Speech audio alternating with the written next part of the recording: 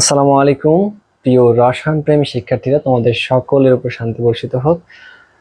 আজকে আমরা রসায়ন পড়ছিলাম এবং রসায়নের আমরা 3 নাম্বার ক্লাস পরমাণু পদার্থের গঠন চ্যাপ্টারের আমরা 3 নাম্বার ক্লাস শেষে উপনীত হয়েছি। আগের ক্লাসগুলো নিয়ে আমরা ধারাবাহিকভাবে নিউট্রন পর্যন্ত আলোচনা করেছিলাম। আজকের ক্লাসে আমরা যেটা নিয়ে আলোচনা করব সেটা হচ্ছে আমাদের পারমাণবিক সংখ্যা নিয়ে কথা বলবো, আপেক্ষিক পারমাণবিক ভর নিয়ে কথা বলবো, আপেক্ষিক পারমাণবিক আণবিক ভর নিয়ে কথা বলবো। আমরা পারমাণবিক না, আপেক্ষিক আণবিক ভর।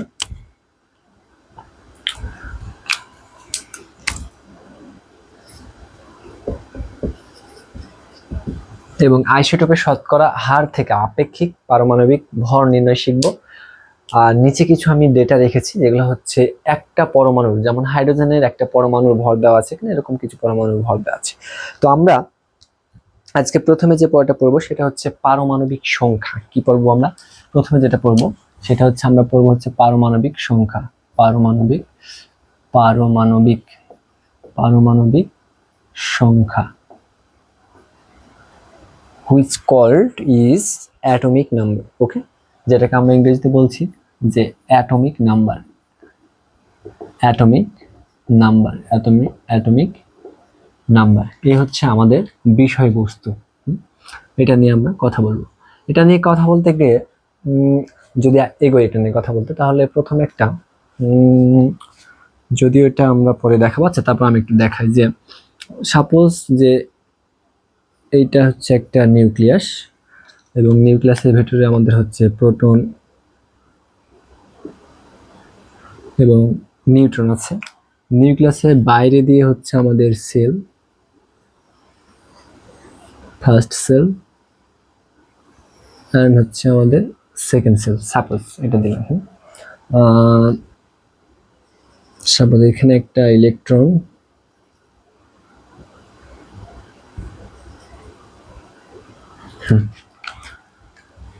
তাহলে যেটা আমি বলতে চাচ্ছি যে এইখানে এটা হচ্ছে আমাদের নিউক্লিয়াস, এটা হচ্ছে আমাদের নিউক্লিয়াস।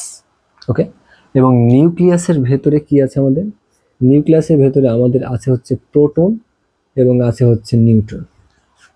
নিউক্লিয়াসের ভেতরে প্রোটন এবং নিউট্রন এবং আচ্ছা উপরে দেখা আমি এটা, এবং এটা হচ্ছে আমাদের নিচে দেখাই দিলাম, এটা হচ্ছে আমাদের ইলেকট্রন। আমার মাইনাস প্লাস দেওয়াটা উচিত হবে যেহেতু চার্জ। তাহলে আমরা যেটা দেখলাম যে এটা একটা লিথিয়ামের ফিগারটা আমরা যদি দেখি, তো ফিগারটা হচ্ছে আমাদের লিথিয়ামের একটা ফিগার। ফিগারটা দেখে বোঝা যাচ্ছে যে এটা হচ্ছে আমাদের লিথিয়াম মৌলের একটা ফিগার। তো আমরা যেটা জানলাম যে একটা ফিগার আঁকাইছি, এই যে ভিতরে জিনিসটা, এইটা হচ্ছে আমরা কি বলছি, এটা হচ্ছে আমাদের নিউক্লিয়াস। এটা হচ্ছে আমাদের নিউক্লিয়াস এবং নিউক্লিয়াসের ভেতরে আমাদের আছে হচ্ছে প্রোটন এবং নিউট্রন। কি আছে? নিউক্লিয়াসের ভেতরে প্রোটন এবং নিউট্রন আছে। ওকে, আর বাইরে আছে কি? ইলেকট্রন। এখন প্রথম কথা হচ্ছে পারমাণবিক সংখ্যা কি জিনিস। একটা মৌলের একটি পরমাণুতে আর কি যেই পরিমাণ, মৌলের একটা পরমাণুতে যেই পরিমাণ প্রোটন সংখ্যা থাকে সেটাই হচ্ছে পারমাণবিক সংখ্যা বা হচ্ছে প্রোটন সংখ্যা ওই মৌলের। ঠিক আছে, তাহলে কোন মৌলের একটি পরমাণুর নিউক্লিয়াসে যে পরিমাণ কি থাকবে, আমাদের প্রোটন থাকবে, সেটাই হচ্ছে ওই মৌলের প্রোটন সংখ্যা বা পারমাণবিক সংখ্যা। আমরা যদি একটু সংজ্ঞাটা লিখি এভাবে, যে আমরা সংজ্ঞাটা যদি একটু লিখি, তাহলে আমাদের সংজ্ঞাটা যেটা দাঁড়ায় সেটা হচ্ছে যে কোন মৌলের, আমরা বলতে পারি যে কোন মৌলের কি একটি পরমাণুর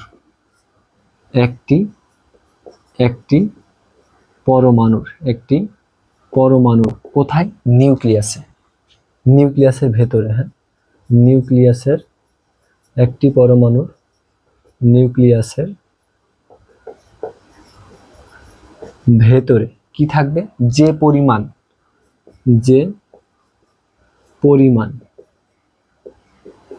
কি থাকে?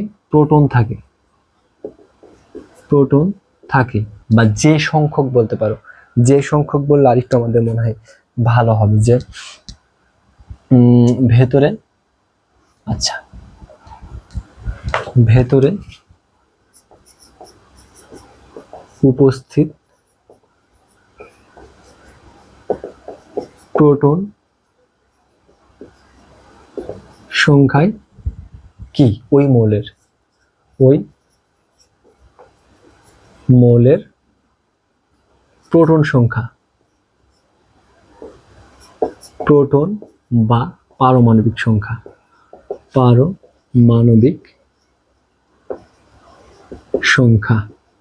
মার্কারি কালি শেষ, একটা মিনিট আমি মার্কারটা চেঞ্জ করে ফেলি। ক্লিয়ার?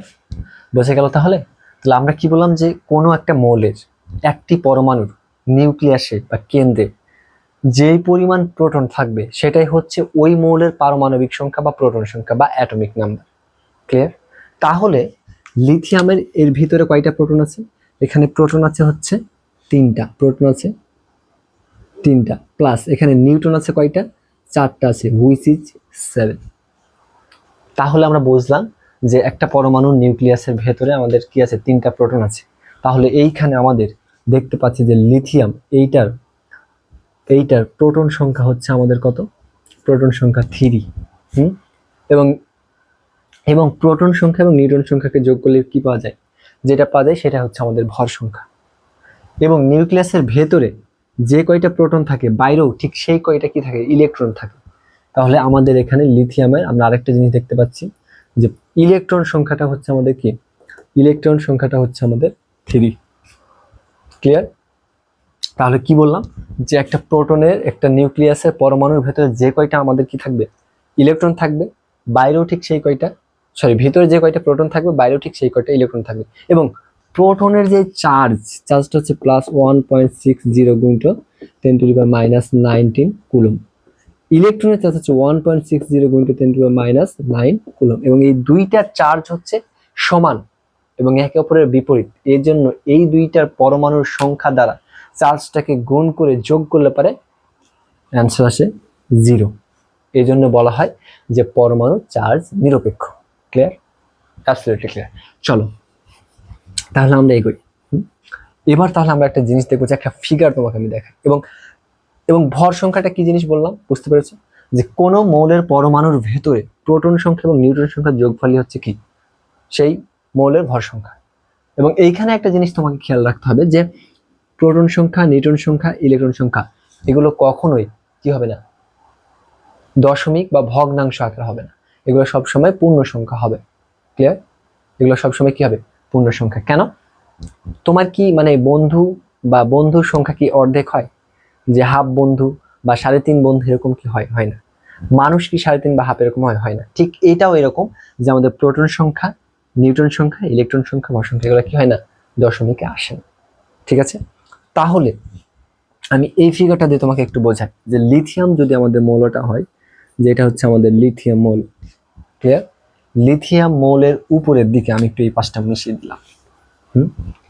লিথিয়াম মৌলের উপরে নিচে কি থাকবে? নিচে থাকবে হচ্ছে আমাদের প্রোটন সংখ্যা 3। এবং উপরে যেটা থাকে সেইটা হচ্ছে ভর সংখ্যা। ক্লিয়ার? তাহলে আমি একটা কথা বললাম, কি কথা বললাম? এবং এটাকে প্রকাশ করা হচ্ছে এ দিয়ে এবং এটাকে প্রকাশ করা হচ্ছে জেড দিয়ে। এই যে এইটাকে প্রকাশ করা হচ্ছে আমাদের এ দিয়ে, আর এটাকে প্রকাশ করা হয় হচ্ছে আমাদের জেড দিয়ে। অর্থাৎ ভর সংখ্যাকে আমরা প্রকাশ করছি কি দিয়ে? এ দিয়ে। আর জেড দিয়ে প্রকাশ করছি আমরা পারমাণবিক সংখ্যাকে আমরা প্রকাশ করছি কি দিয়ে? জেড দিয়ে। তাহলে এই যে এইটাকে আমরা কি বলছি? এটাকে আমরা বলছি হচ্ছে পারমাণবিক সংখ্যা। পারমাণবিক সংখ্যা। আরেকটু দিক থেকে লিখি।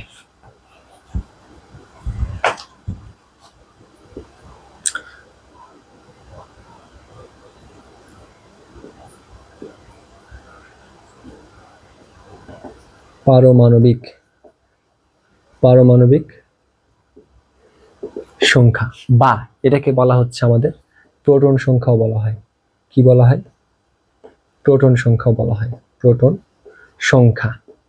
সংখ্যাও বলা হয়। এবং উপরে যেটা আছে সেটাকে আমরা বলছি কি? এইটাকে আমরা বলছি হচ্ছে ভর সংখ্যা। কি বলছি আমরা? ভর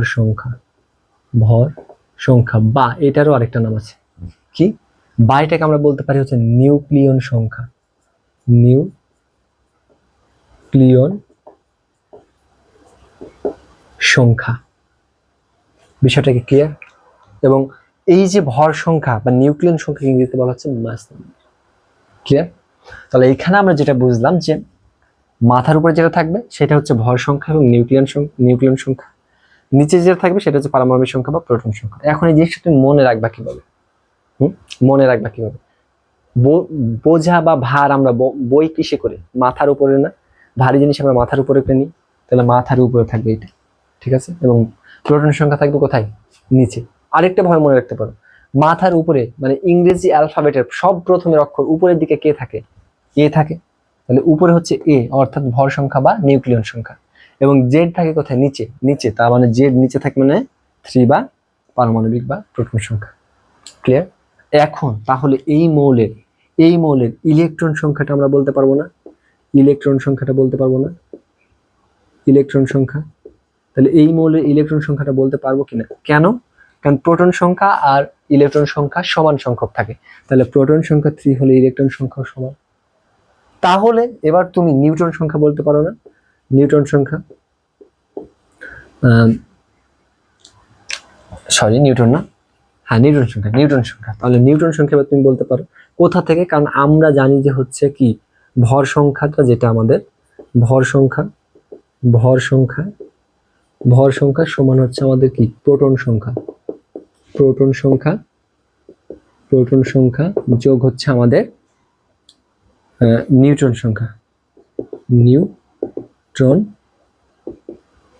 সংখ্যা। তাহলে তুমি এইখান থেকে নিউটন সংখ্যাকে যদি বার করো, তাহলে কি করতে হবে? আমাদের নিউট্রন সংখ্যা যদি আমি বার করতে চাই, তাহলে আমার কি করা লাগবে? আমার যেটা করা লাগবে সেটা হচ্ছে ভর সংখ্যা মাইনাস আমাকে করা লাগবে হচ্ছে প্রোটন সংখ্যা বা পারমাণবিক সংখ্যা। এটাকে তুমি এভাবে লিখতে পারো যে নিউট্রন সংখ্যা ইকুয়াল টু, তুমি বলতে পারো যে হচ্ছে ভর সংখ্যা এ মাইনাস প্রোটন সংখ্যা পি। তাহলে এইখানে আমাদের এ কি আছে? 7 মাইনাস পি হচ্ছে আমাদের কত? 3, হুইচ ইজ 4। তাহলে এই 4 হচ্ছে আমাদের নিউটন সংখ্যা। ক্লিয়ার? তাহলে কোনো একটা মৌলের যদি প্রোটন সংখ্যা, ভর সংখ্যা, ইলেকট্রন সংখ্যা বার করতে পারে, তাহলে কি বার করতে পারবে না? অবশ্যই পারবে। তাহলে চলো আমরা একটু দেখি।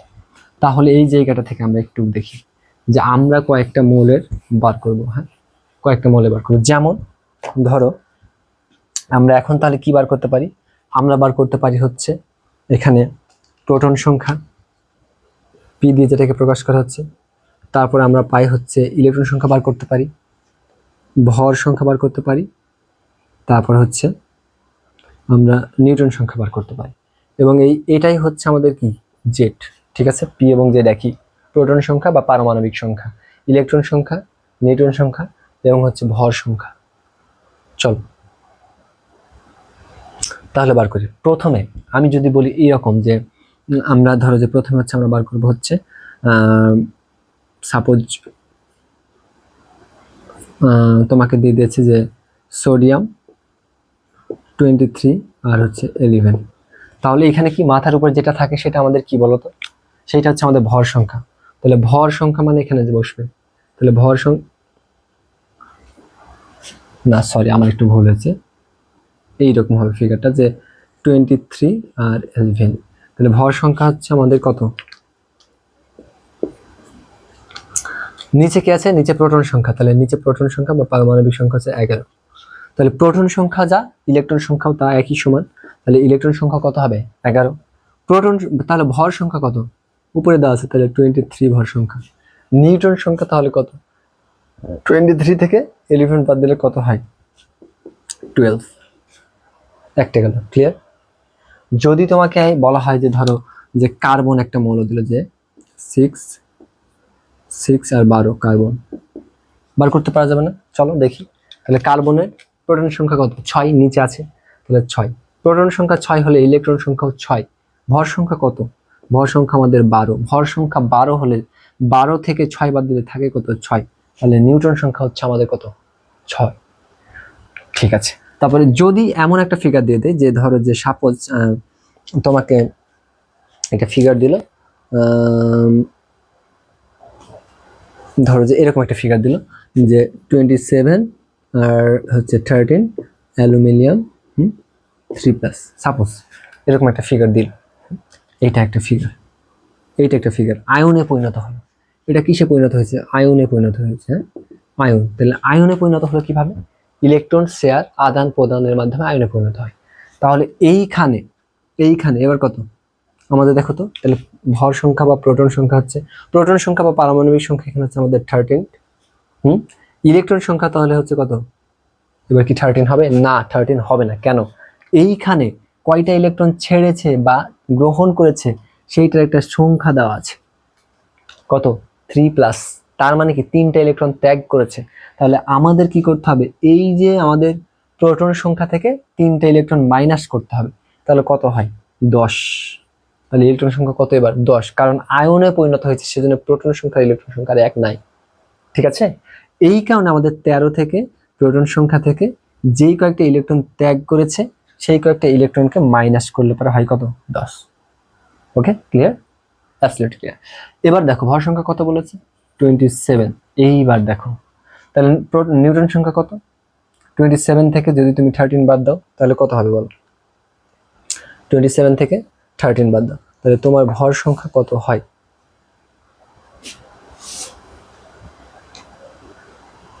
চলো দেখি। 27 থেকে আমরা 13 বাদ দিলে, 7 থেকে 3 বাদ দিলে আমাদের 4, 2 থেকে 1 বাদ দিলে 1, 14। এই হচ্ছে বিষয়। যদি তোমাকে এরকম একটা মৌল দেয় যে ধরো যে হাইড্রোজেন 1 1 এরকম একটা দিল, তখন কি করবা? তাহলে এইটার ক্ষেত্রে আমাদের কি হচ্ছে দেখো, প্রোটন সংখ্যা হচ্ছে কত? 1, ইলেকট্রন সংখ্যা 1, ভর সংখ্যা কত? 1। 1 থেকে 1 বাদ দিলে কত? 0। নিউটন সংখ্যা এবার কত হয়ে গেল? 0 হয়ে গেল। ক্লিয়ার? ওকে। আর একটা আছে দেখো, যদি তোমাদের বইয়ে দেওয়া আছে এটা কিন্তু, হ্যাঁ, হিলিয়াম 24। তাহলে হিলিয়ামের ক্ষেত্রে আমরা কি করতে পারি দেখো, আমাদের প্রোটন সংখ্যা হচ্ছে কত? 2। তাহলে বসাই দাও এখানে কত? 2। ওকে। তারপর আমাদের কি আছে? ইলেকট্রন সংখ্যা তাহলে 2 হবে। ভর সংখ্যা তাহলে আমাদের কত? 4। 4 থেকে 2 বাদ দাও তাহলে কত হয়? 2। এই হচ্ছে বিষয়। তাহলে এখন যদি তোমাকে বার করতে বলে প্রোটন সংখ্যা, নিউটন সংখ্যা, ইলেকট্রন সংখ্যা, এগুলো কি বের করা যাবে না? অবশ্যই যাবে বের করা। খুবই কি কঠিন? খুব কঠিন, খুবই সহজ। জাস্ট একটু প্র্যাকটিস করতে হবে। ওকে, আচ্ছা।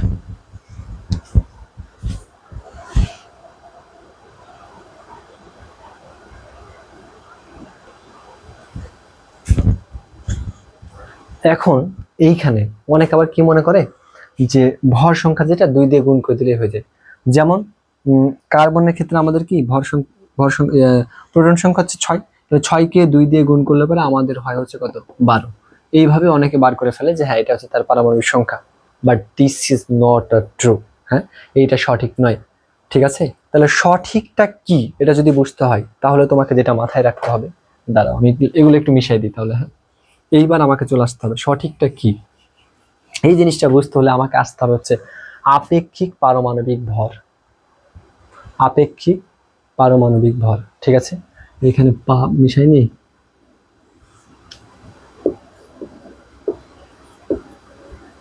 আপেক্ষিক পারমাণবিক ভর তোমাকে বুঝতে হবে। এই যে এই জায়গাটাতে একটা কথা লেখা আছে আপেক্ষিক, এইটাই হচ্ছে কাহিনী। চলো তাহলে এই জিনিসটা আমি মিশাই দিলাম, মিশাই দিয়ে বোঝাচ্ছি যে আসলে পারমাণবিক ভরটা আমাদের আসে কিভাবে। আসলে আমাদের পারমাণবিক ভরটা আসে কিভাবে। তাহলে আমরা পারমাণবিক সংখ্যাটা বুঝলাম, পারমাণবিক ভরটা বুঝলাম। এখন ঘটনা হচ্ছে আপেক্ষিক পারমাণবিক ভরটা আসে কিভাবে।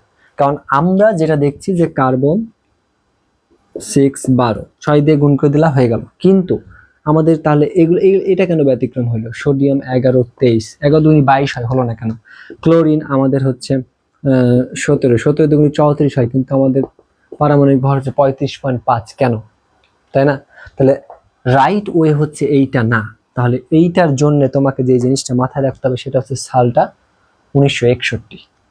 সালটা হচ্ছে আমাদের 1600 লিখছি কেন, সালটা হচ্ছে আমাদের 1961। সালটা হচ্ছে আমাদের 1961। 1961 ইউপেক। 1961-এ ইউপেক, ঠিক আছে,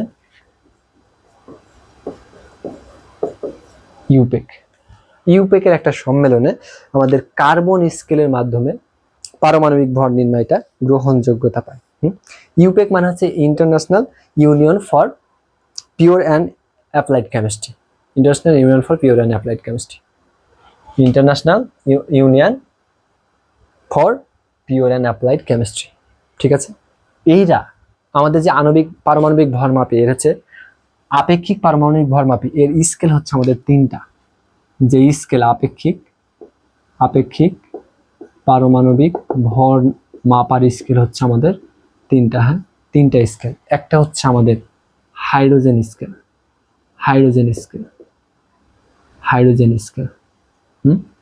এবং আরেকটা হচ্ছে আমাদের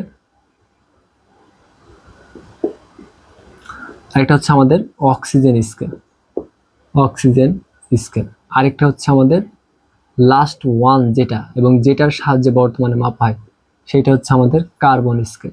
এর আগে উপরে এগুলা দিয়ে পরিমাপ করা হইতো, কার্বন স্কেল। তো এই কার্বন স্কেল দিয়ে যে পারমাণবিক ভর, আপেক্ষিক পারমাণবিক ভর বা পারমাণবিক ভর মাপা হয় বা বের করা যায়, এইটা হচ্ছে 1961-এ ইউপেকের সম্মেলনে সিদ্ধান্ত নেওয়া হয়। ওকে, এখন ঘটনা হচ্ছে যে আপেক্ষিক পারমাণবিক ভর বিষয়টা আসলে কি? আপেক্ষিক পারমাণবিক ভরটা হচ্ছে অ্যাটমিক মেস, ক্লিয়ার? আপেক্ষিক পারমাণবিক ভরটা আসলে কি, এখন এইটাই হচ্ছে আমাদের জানার বিষয়। হ্যাঁ, এইটা হচ্ছে এখন আমাদের জানার বিষয়। এখন this is very important to remember that, যে বর্তমানে আমাদের পারমাণবিক ভর মাপা হয় হচ্ছে কার্বন স্কেল দিয়ে, ঠিক আছে, কার্বন স্কেল দিয়ে। এবং তোমাকে একটা জিনিস যদি আমি বলি যে আপেক্ষিক পারমাণবিক ভর বিষয়টা আসলে কি, এটা যদি আমি বলতে যাই, তাহলে হচ্ছে দ্য ওয়ার্ড আপেক্ষিক means relative. It means you need to have a standard বা ফিক্সড আ ভ্যালু, ঠিক আছে, ক্লিয়ার? বিষয়টা হচ্ছে এইরকম যে তোমার যে ইয়াটা দিয়ে আমরা মাপছি, কার্বন স্কেলটা দিয়ে, তো কার্বন স্কেলের বিষয়টা হচ্ছে এইরকম যে কোনো মৌলের আপেক্ষিক পারমাণবিক ভর, হ্যাঁ, কোনো মৌলের আপেক্ষিক পারমাণবিক ভর কি হতে হবে? হতে হবে হচ্ছে ওই মৌলের একটি পরমাণুর ভর। কি বললাম? ওই মৌলের একটি পরমাণুর ভর, একটি পরমাণুর ভর, ওই মৌলের একটি পরমাণুর ভর, এবং ওই মৌলের একটি পরমাণুর ভরকে ভাগ করতে হবে হচ্ছে কার্বন 12। কার্বনের অনেক আইসোটোপ আছে, 12, 13, 14। তো ওই কার্বন 12, সবগুলো আইসোটোপ না, কার্বন 12 আইসোটোপের ভরের, হ্যাঁ, এর ভরের 1/, কত? 12 অংশ। তার মানে কথাটা হচ্ছে মৌলের একটি পরমাণুর ভর কার্বন 12 আইসোটোপের 1/12 এর যত গুণ বড়, সেটাই হচ্ছে ওই মৌলের আপেক্ষিক পারমাণবিক ভর। কথাটা কি বুঝতে পারলে? বলো, কি বললাম? বললাম যে কোনো মৌলের আপেক্ষিক পারমাণবিক ভর হচ্ছে ওই মৌলের একটি পরমাণুর ভর যা কার্বন 12 আইসোটোপের ভরের, কার্বন 12 আইসোটোপের 1/12 অংশের থেকে যত গুণ বড়, সেটা হচ্ছে ওই মৌলের আপেক্ষিক পারমাণবিক ভর। আরেকবার বলছি, দেখো, কোন মৌলের আপেক্ষিক পারমাণবিক ভর হচ্ছে ওই মৌলের একটি পরমাণুর ভর কার্বন 12 আইসোটোপের 1/12 অংশের চেয়ে যত গুণ বড়, সেটাই হচ্ছে ওই মৌলের আপেক্ষিক পারমাণবিক ভর। এবং এইটার যে মান, এইটার মান হচ্ছে আমাদের 1.66 × 10⁻24 গ্রাম, ঠিক আছে? বুঝতে পেরেছো? এইটার মান হচ্ছে আমাদের 1.6605, অ্যাকচুয়াল যে ভ্যালুটা আমি বলছি, ইন্টু 10⁻⁻24 গ্রাম, -24 গ্রাম। এবং এইটাকে তোমাদের বইয়ে হচ্ছে লেখা হয়েছে 1.66 গুণিত 10⁻⁻24 গ্রাম। যেটা লিখবা সেটাই হবে। এখন একটা জিনিস দেখাই যে এই অংশটাকে যদি আমরা কেজিতে নিয়ে যাই তাহলে কি হয়। হ্যাঁ, দিস ইজ টেম্পোরারি, হ্যাঁ, এটা ইম্পর্টেন্ট না। নিয়ে যাই তাহলে কি হবে, এই যে এইটাকে কি করবো আমরা 6 গুণিত 10⁻⁻24, এটাকে ভাগ দিতে হবে আমাদের কত দিয়ে, 1000 দিয়ে। এটা কেন দিচ্ছি, মাঝে মাঝে যদি কোশ্চেন ঘুরাইয়া দেয় উল্টা পাল্টায় তখন যাতে না ঘাবড়িয়ে যাও। তাহলে কি হবে আমাদের 1.66 গুণিত 10⁻⁻24 গ্রাম। এখন এটার মান হচ্ছে 10 এর উপর কিউব, তাহলে হুইচ ইজ অ্যাবসলিউটলি 1.66 গুণিত 10⁻⁻24 গুণিত 10⁻⁻23। দেন আমরা লিখতে পারি 1.66 গুণিত 10⁻⁻24 -23. This would be 1.66 গুণিত 10⁻⁻27 কেজি। ক্লিয়ার? ক্লিয়ার। আমি জাস্ট একটু কেজিতে করে দেখালাম, যদি কেজিতে দিয়ে দেয় হ্যাঁ তখন যাতে ঘাবড়ায় না যাও। তাহলে এই হচ্ছে কাহিনী, এই হচ্ছে আমাদের কাহিনী। আমি মিশিয়ে দিলাম এতটুকু, ঠিক আছে। এবং এবং এইটা হচ্ছে কি আমাদের, এইটা হচ্ছে 1 AMU, অ্যাটমিক মাস ইউনিট। এইটার যে পূর্ণরূপটা, এইটার যে পূর্ণরূপ, এইটার যে পূর্ণরূপ সেইটা হচ্ছে আমাদের কি, atomic mass unit. Atomic mass unit, atomic mass unit, and this equals to 1 Dalton, 1 Dalton। তার মানে এটার আরেকটা নাম হচ্ছে 1 Dalton, which is আমাদের হচ্ছে কত, 1.66 গুণিত 10⁻⁻24 গ্রাম। কথাটা কি বুঝতে পারলা? তাহলে এই মানটাকে আমরা কি বলতে পারি, atomic mass unit, 1 atomic mass unit. এটাকে তাহলে আমরা বলছি হচ্ছে 1 অ্যাটমিক মাস ইউনিট, যেটাকে আমরা 1 ডালটনও বলতে পারি। সেটা হচ্ছে 1.66 গুণিত 10⁻⁻24 গ্রাম। এখন চল আমরা পারমাণবিক ভর বার করি। হ্যাঁ, আমি আগেই তোমাদের সাইডে কিছু মৌলের একটি পরমাণু ভর লিখে রেখেছি। যেমন হাইড্রোজেনের একটি পরমাণু ভর হচ্ছে 0.1673 গুণিত 10⁻⁻23 গ্রাম, এবং অক্সিজেনের একটি পরমাণু ভর হচ্ছে 1.9924 গুণিত 10⁻⁻23 গ্রাম। আরেকটা হচ্ছে কার্বনের 2.6560 গুণিত 10⁻⁻23 গ্রাম। ফ্লোরিনের একটা আছে 3.16 গুণিত 10⁻⁻23 গ্রাম। আর অ্যালুমিনিয়ামের একটা আছে 4.482 গুণিত 10⁻⁻23 গ্রাম। চলো এবার একটু অঙ্কটা করে দেখি আমরা তাহলে। হ্যাঁ, তাহলে আমি এতটুকু মিশাই দিলাম, এই যে এই নিচ অংশটুকু মিশাই দিলাম, এই নিচ অংশটুকু মিশিয়ে দিলাম, এই নিচ অংশটুকু মিশিয়ে দিয়ে আমরা দেখি বার করার চেষ্টা করি, বার করতে পারি কিনা। তাহলে আমরা যদি এখন অ্যালুমিনিয়ামের বার করি, অ্যালুমিনিয়াম না, আগে আমরা হচ্ছে সিরিয়ালে যাই। হ্যাঁ, আমরা হচ্ছে বার করবো হচ্ছে হাইড্রোজেনের। তাহলে হাইড্রোজেনের আপেক্ষিক পারমাণবিক ভর, তাহলে আমাদের কি করতে হবে, ওই যে একটি মৌলের পরমাণুর ভর কত আমাদের হচ্ছে 0.1673 গুণিত 10⁻⁻23 গ্রাম।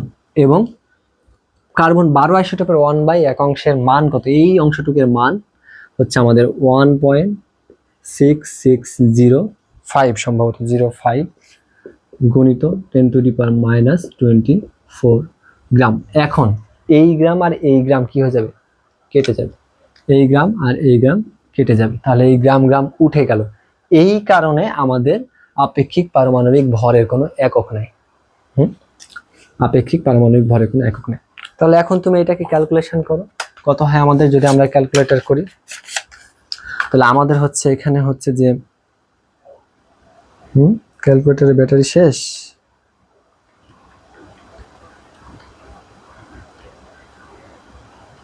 এক মিনিট, ক্যালকুলেটর অন হচ্ছে না, আমি আরেকটা ক্যালকুলেটরের ব্যবস্থা করি। Just have a minute.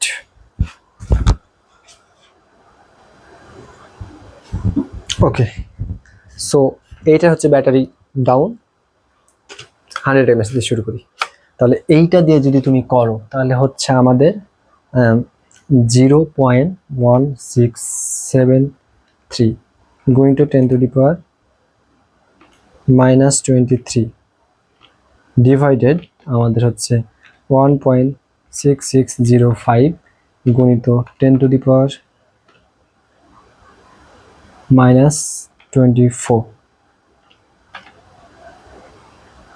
আমাদের হচ্ছে 0.1673 গুণিত 10 to the power -23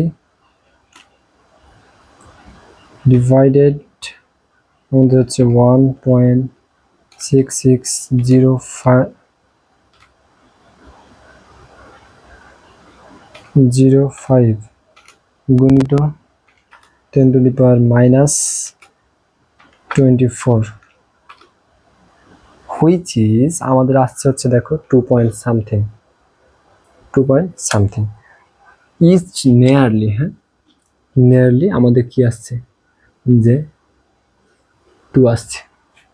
ওকে, আমাদের nearly 2 আসছে। তাহলে এইটাই হচ্ছে আমাদের কি পারমাণবিক ভর।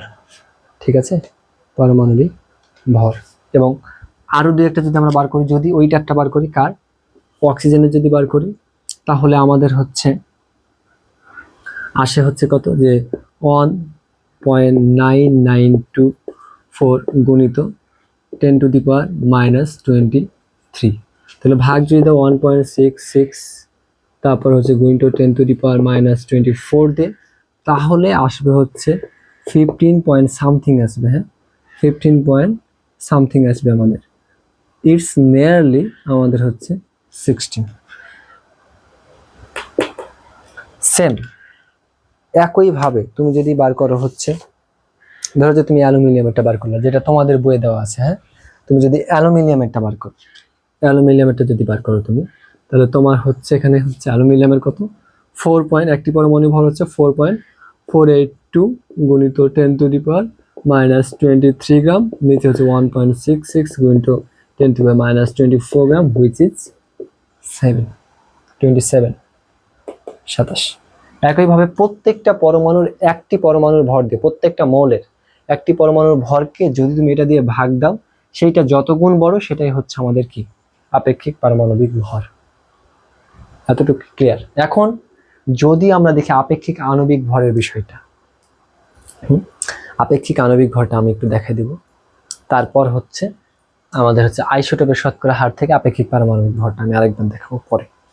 তার আগে আমি একটু দেখাই দিই হচ্ছে আপেক্ষিক আণবিক ভরটা। হ্যাঁ, আপেক্ষিক আণবিক ভরটা। আচ্ছা, ওইটা দেখার আগে পারমাণবিক ভরের কাহিনীটাই শেষ করে দেবো নাকি? পারমাণবিক ভরের কাহিনীটা শেষ করবো? আচ্ছা থাক, আগে আপেক্ষিক আণবিক ভরটা আমরা একটু দেখে ফেলি। হ্যাঁ,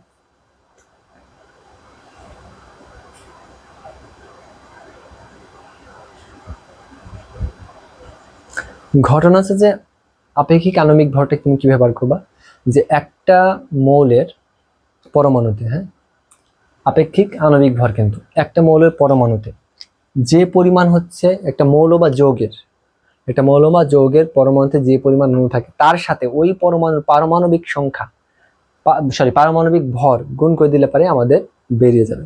যেমন তুমি যদি এখানে হচ্ছে বার করো যে আমাদের যেগুলো খুবই পরিচিত মৌল, যেমন হচ্ছে ধরো যে পানি, হ্যাঁ H2O, তারপরে আমাদের আরো পরিচিত হচ্ছে carbon die oxide, sulphuric acid H2SO4,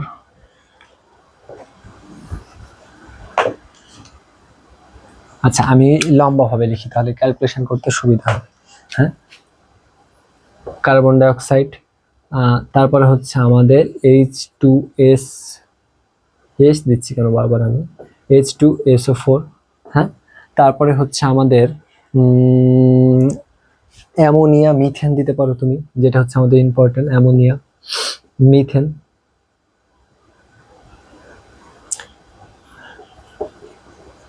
এগুলাই হচ্ছে আমাদের কি ইম্পর্টেন্ট। তাহলে তুমি যদি এখন হিসাব কষো, তাহলে এখানে হাইড্রোজেন আছে কয়টা? একটা, একটার সাথে গুণ হবে কয়টা? 2। যোগ অক্সিজেনের পারমাণবিক ভর কত? 16। অক্সিজেন 1 আছে। আচ্ছা, তাহলে এখানে কত হবে বলো, গুণ করলে এখানে কত হয়? তাহলে 2 1 2, 2 আর 1 কত? 18। তাহলে আপেক্ষিক আণবিক ভর পাওয়া গেল। কিভাবে পাইলা? তুমি হচ্ছে যেই পরমাণুটা থাকবে, যেই মৌলের পরমাণু, সেই মৌলের পরমাণুতে অণুর সংখ্যা, এই যে কয়টা অণু আছে, 2টা অণু আছে, ওই অণুর সংখ্যার সাথে পারমাণবিক ভর কত? 2 গুণ করে দাও। তাহলে 1 এর সাথে 2 গুণ করলে কত হয়? 2 1 2, 2 হয়। আর অক্সিজেনের একটা পরমাণু আছে, তাহলে একটা পরমাণুর পারমাণবিক ভর কত? 16। তাহলে হবে কত? 18। আবার দেখো কার্বনের, তাহলে কার্বনের হচ্ছে কত বলো? 12। যোগ অক্সিজেনের পারমাণবিক ভর হচ্ছে আমাদের 16 গুণিত কত? 2, হুইচ ইজ 44। ক্লিয়ার? আবার দেখো হাইড্রোজেনের একটা পরমাণু ভর হচ্ছে 1, আছে হচ্ছে অণু 2টা, যোগ সালফারের পারমাণবিক ভর কত বলো? 32। সালফারের পারমাণবিক ভর হচ্ছে 32। অক্সিজেনের কত? 16 গুণিত কত? 4। তাহলে এইটা ক্যালকুলেশন করলে কত হবে? 2 32 4 16 64, 4 16 কত? 64, which would be 98. That would be 98. Clear? আবার দেখো মিথেন, তাহলে নাইট্রোজেনের কত? এগুলো যদি তুমি ক্যালকুলেশন করো তাহলে ডিরেক্ট আমি দিয়ে দিচ্ছি অ্যান্সারটা, 16 পাবা। ঠিক একইভাবে হ্যাঁ, মিথেনে যদি তুমি করো তাহলে কত পাবা বলো? 16 পাবা আণবিক ভর। তাহলে আণবিক ভরটা বুঝতে পারলা? একদম সহজ। যেই হচ্ছে যেই মৌলের পরমাণু, সেই মৌলের পরমাণুর একটা আপেক্ষিক, সেই মৌলের পরমাণুর আপেক্ষিক পারমাণবিক ভর, তার সাথে গুণ হবে অণুর সংখ্যা। এবং যৌগের ক্ষেত্রে কি হবে? যৌগের ক্ষেত্রে হচ্ছে আমাদের একটা একটা করে মৌলের পরমাণুর আণবিক ভর বের করে যোগ করে দিতে হবে। কিভাবে? এই যে যেমন আমরা বার করছি, দেখো মৌলের হচ্ছে পারমাণবিক ভর কত? এত 1, এবং সংখ্যা কত? অণুর সংখ্যা কত? 2, 2 দিয়ে গুণ করেছি। তারপরে আরেকটা মৌল চলে আসছে আমাদের সালফার, দিয়ে যোগ দিয়ে তখন সালফারের পারমাণবিক ভর এবং অণুর সংখ্যা। যেহেতু এখানে অণুর সংখ্যা 1, সেজন্য আমরা 1 গুণ করিনি, কারণ 1 দিয়ে 32কে গুণ করলে যেটা হবে ওইটাই।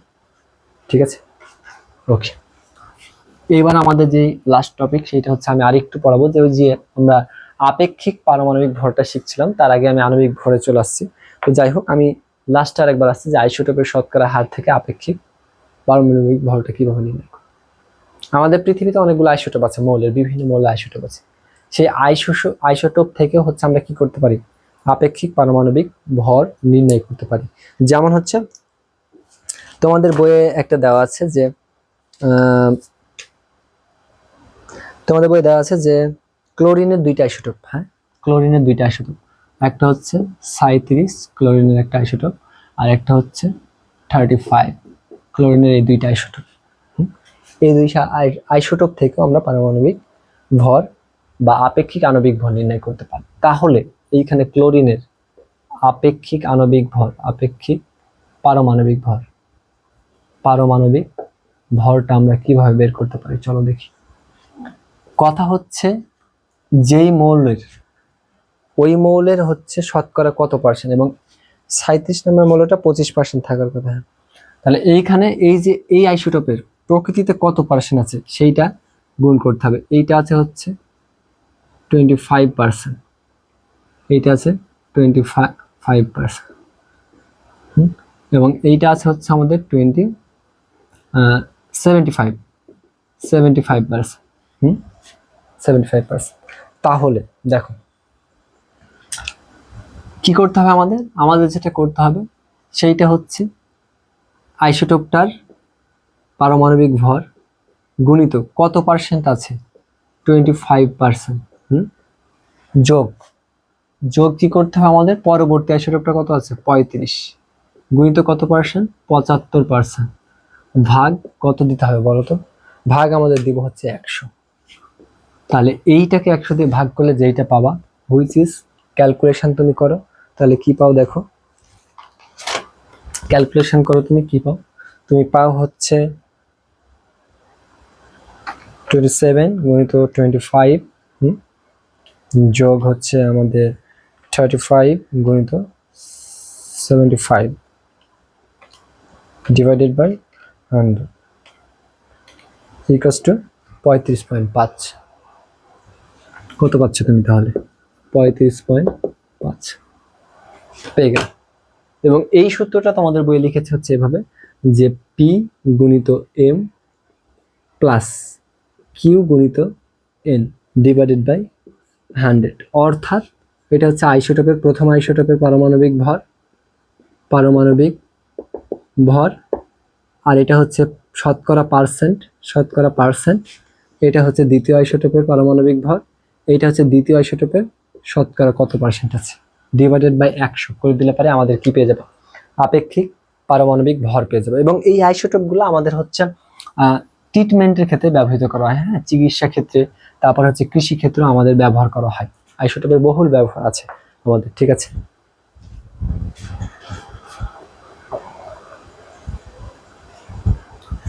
আচ্ছা, তাহলে আমি হচ্ছে তোমাদের এখানে কয়েকটা হচ্ছে বোর্ডে আইসোটোপ লিখেছি। যেমন হচ্ছে এখানে দেখো যে ইউরেনিয়াম 238, ঠিক আছে। এই যে এই ইউরেনিয়ামটা হচ্ছে আমরা যদি ভাঙি তাহলে এখানে হচ্ছে আমরা পাই হচ্ছে তোমার থোরিয়াম পাই, যেটা হচ্ছে 234, এবং পাই হচ্ছে আমরা হিলিয়ামের একটা আইসোটোপ পাই, আর হচ্ছে আমরা পাই হচ্ছে গামা রশ্মি, বুঝতে পেরেছো, এবং গামা রশ্মি পাই। এবং টেকনেসিয়াম 99M টেকনেসিয়ামের একটা আইসোটোপ আছে তোমাদের, টেকনেসিয়াম 99M। সেটা হচ্ছে আসলে এটা হচ্ছে একটা মেটাস্টেবল ফ্রেম। এই মেটাস্টেবল ফ্রেমটাকে যদি আমরা ভাঙি তাহলে আমরা হচ্ছে পাই হচ্ছে টেকনেসিয়াম 99 এবং হচ্ছে গামা রশ্মি।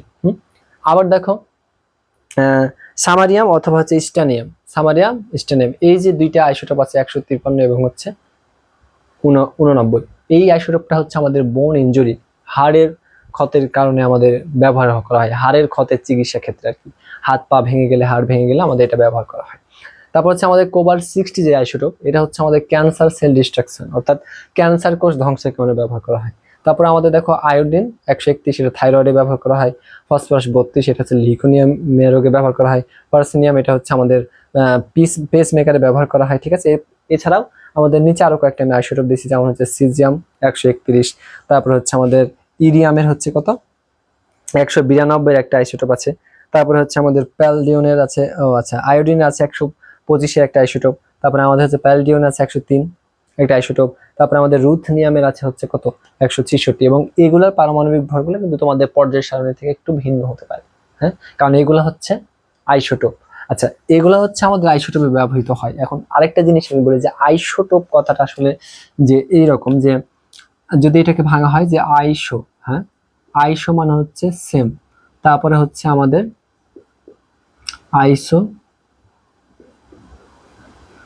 আইসোটোপ, হ্যাঁ। তাহলে এই যে আমাদের আইসো, এই কথাটার মানে হচ্ছে সেম বা সমান, আর এটার মানে আমি মনে রাখি হচ্ছে প্রোটন, হ্যাঁ, একটু ছোট ছেলেবেলার মতো করে আমরা মাথায় রাখতে পারি যে প্রোটন। তার মানে যেই সকল মৌল সমূহে কি আমাদের প্রোটন সংখ্যা সেম, প্রোটন সংখ্যা সেম, এবং বাকিগুলা ভিন্ন ভিন্ন, নিউট্রন সংখ্যা, ভর সংখ্যা ভিন্ন ভিন্ন, সেগুলো হচ্ছে আমাদের কি পরস্পরের আইসোটোপ। আচ্ছা, তুমি এখানে আরেকটা জিনিস মাথায় রাখতে পারো, যে এই জিনিসটা আইসোটোপ থেকে আরেকটা জিনিস মাথায় আসে, যে এইখানে তিনটা জিনিস আছে, একটা হচ্ছে আইসোটোপ, এইরকমই জিনিস আইসোটোপ, আরেকটা আছে হচ্ছে আমাদের কি আইসোটোন, এবং আরেকটা হচ্ছে আমাদের কত আইসোবার। জানার জন্য এগুলো দিলাম আইসোবার। এখন দেখো লাস্টেকার অক্ষর কি প না, তার মানে প্রোটন সংখ্যা সমান হবে, ভর সংখ্যা, নিউট্রন সংখ্যা ভিন্ন ভিন্ন হবে, সেগুলো পরস্পরের কি আইসোটোপ। লাস্টে কি আছে নিউট্রন, তার মানে যেই সকল মৌল সমূহের নিউট্রন সংখ্যা হচ্ছে কি সমান, এবং প্রোটন সংখ্যা এবং ভর সংখ্যা ভিন্ন ভিন্ন, তারা হচ্ছে পরস্পরের আইসোটোন।